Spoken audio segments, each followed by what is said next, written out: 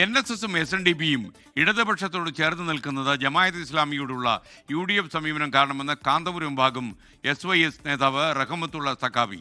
UDF നിലപാട് തിരുത്തണം, ജനാധിപത്യത്തോട് സഹകരിച്ച ജമാഅത്ത് ഇസ്ലാമി മുസ്ലിം സമുദായത്തോട് മാപ്പ് പറയണമെന്നും റഹ്മത്തുള്ള സഖാഫി 24-നോട് പറഞ്ഞു. ജമാഅത്ത് ഇസ്ലാമിയെ പോലെ ജനാധിപത്യത്തോട് നിസ്സഹകരിക്കണമെന്നൊരു കാലത്ത് വ്യാപകമായി പ്രചരിപ്പിച്ച ആളുകളെ ചേർത്ത് നിർത്തുമ്പോൾ സ്വാഭാവികമായും അതിൽ പ്രതിഷേധങ്ങളുണ്ടാവും, അതിൻ്റെ അനുരണനങ്ങൾ പല രീതിയിലും വരും. UDFനെ സംബന്ധിച്ചിടത്തോളം ഒരു ആഘാതം തന്നെയായിരിക്കും അത്.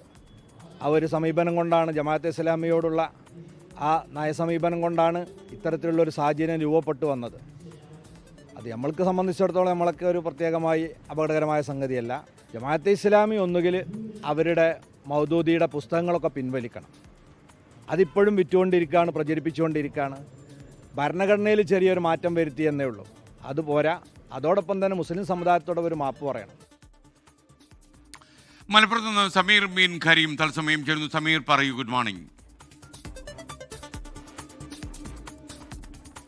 Very good morning SKN. ഇപ്പോൾ UDFനെതിരെ കാന്തപുരം വിഭാഗം SYSന്റെ സംസ്ഥാന പ്രസിഡന്റ് റഹ്മത്തുള്ള സഖാഫി രംഗത്ത് വന്നിരിക്കുകയാണ്. അദ്ദേഹം പറയുന്നത് കേരളത്തിൽ ഒരു പുതിയ രാഷ്ട്രീയ സാഹചര്യം രൂപപ്പെട്ടു വരികയാണ്. പ്രത്യേകിച്ച് SNDPയും NSSും ഒരു ഇടതുപക്ഷവുമായി ചേർന്ന് പ്രവർത്തിക്കാൻ വേണ്ടി തീരുമാനിക്കുന്നു. അത്തരമൊരു സാഹചര്യമാണ് ഇപ്പോൾ ഉള്ളത് എന്നുള്ളതാണ്. അതിന് കാരണമായി അദ്ദേഹം ചൂണ്ടിക്കാണിക്കുന്നത് ജമാഅത്തെ ഇസ്ലാമിയോടുള്ള UDFന്റെ സമീപനമാണ് എന്നുള്ളതാണ്.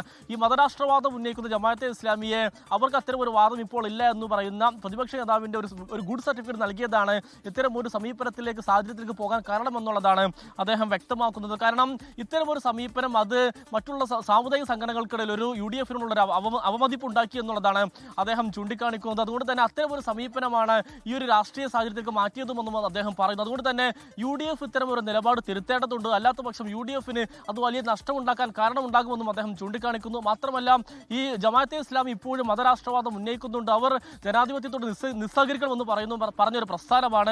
അതുകൊണ്ട് തന്നെ അവർ മാപ്പ് പറയാതെ അത്തരം ഒരു സമീപനത്തിൽ നിന്ന് അവർക്ക് മാറാൻ കഴിയില്ല എന്നും ഇപ്പോൾ കാന്തപുരം വിഭാഗം ഉന്നയിക്കുകയാണ്.